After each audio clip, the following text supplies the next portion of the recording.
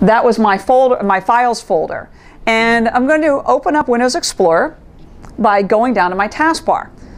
I mentioned in an earlier lesson, that's now a standard item there. So if you see that little folder sitting on your taskbar, all you have to do is click it, and it opens up Windows Explorer.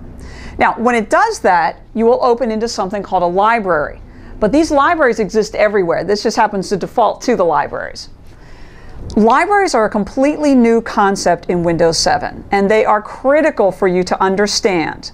They can be your friend or they can be your enemy, depending on how well you understand them, in fact. Once you know how to use them, you can use them to your advantage. And I'll explain why they're necessary and how they can help you. So what is a library? Well, a library is kind of a virtual area. It's a collection of common files that perhaps, as you can see here, might be documents, they might be videos, they could be music, and so on. Or, those are kind of generic. They could have something in common, such as everything related to a particular department in a company, or perhaps to a specific client. So a library, you can create your own, or you can use the ones that already exist. So why do we have libraries? How is that different than a folder? Well, a library can have several locations referred to within it. A library is not necessarily a physical location, but rather a pointer to potentially many locations on your system. It's a way for you to find all files that are related to a particular topic. And it's, in a way, kind of related to searching as well. Let's take, for example, your documents library. Now, I'm going to look at it over on the left-hand side of Windows Explorer, where you will see the category called Library. Now, in the past, we had Favorites, which we still have up at the top. And then down below, you have Network, and you have Computer, and then you have Network. Those have always been there. It's this whole Libraries category that's new. So under Libraries, I have Documents. Now, that is by far the most common one that you'll use. So let's go ahead and expand that out, and you will see both My Documents and Public Documents.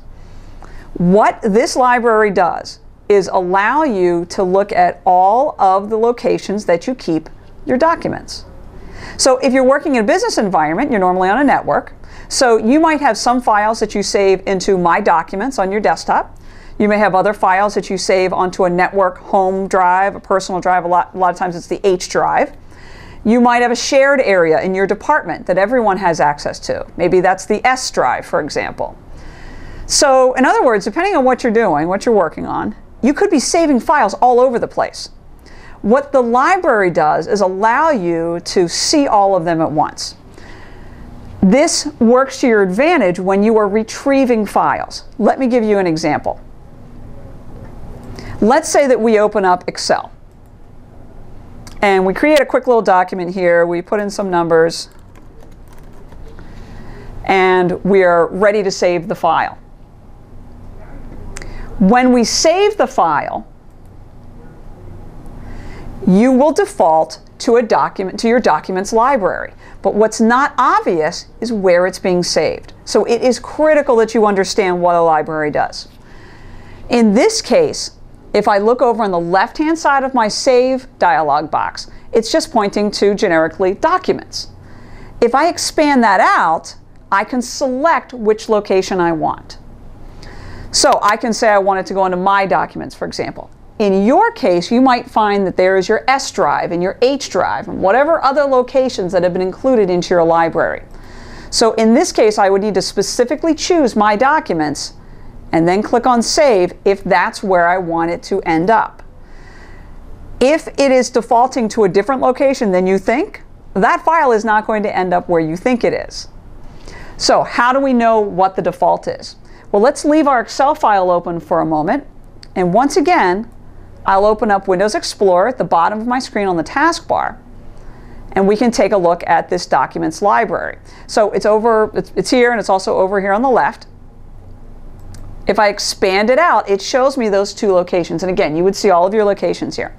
What you need to do, and again, this is critical when you first start working in Windows 7, you need to at least once right-click on that Documents library and look at its properties.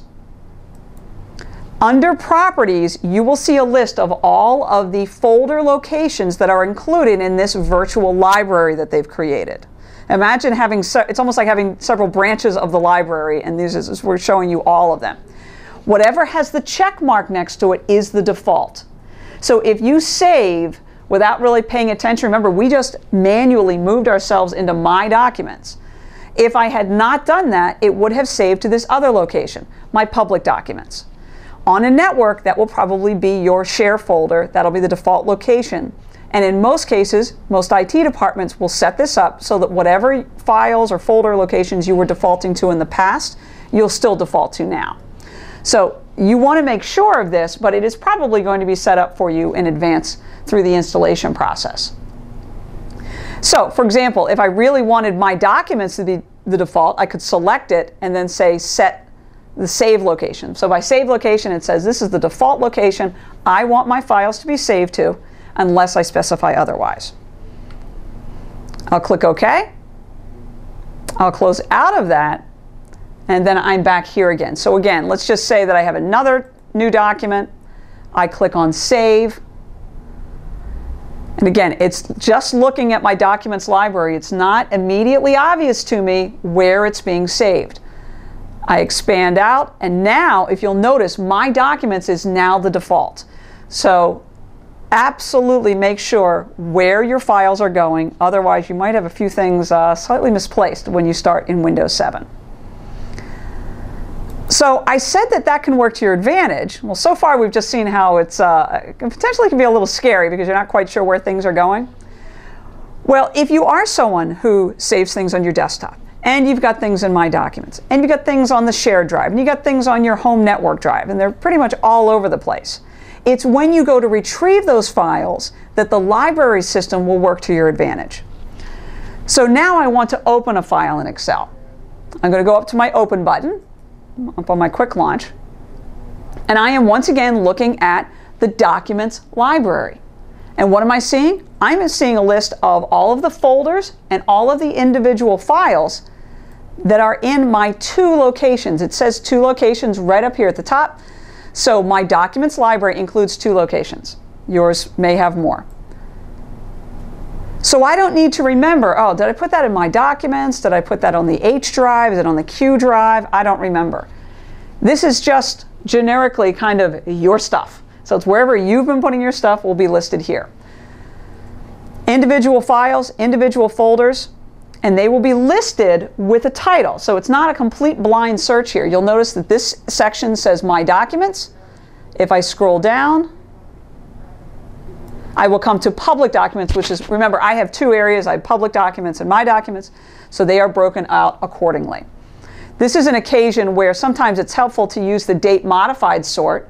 If I click on that, then I can see things in the order. They'll still stick to each individual location, but at least I can see the objects that have been modified most recently at the top. So the Documents library is used typically when you are either saving things or you are opening things. But let's say we want to expand the Documents library to include additional locations. I'll click on Cancel for now. And once again, bring up Windows Explorer. By the way, if you're not familiar with it, a great old shortcut in Windows is to use the Windows key on your keyboard and the letter E for Explorer. So Windows E is another way that you can open up the Explorer. So I happen to be somebody who saves a lot of things out of my desktop.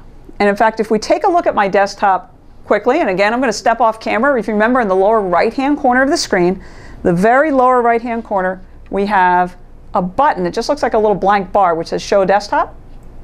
And if I click on that, it's a quick way to get out to the desktop.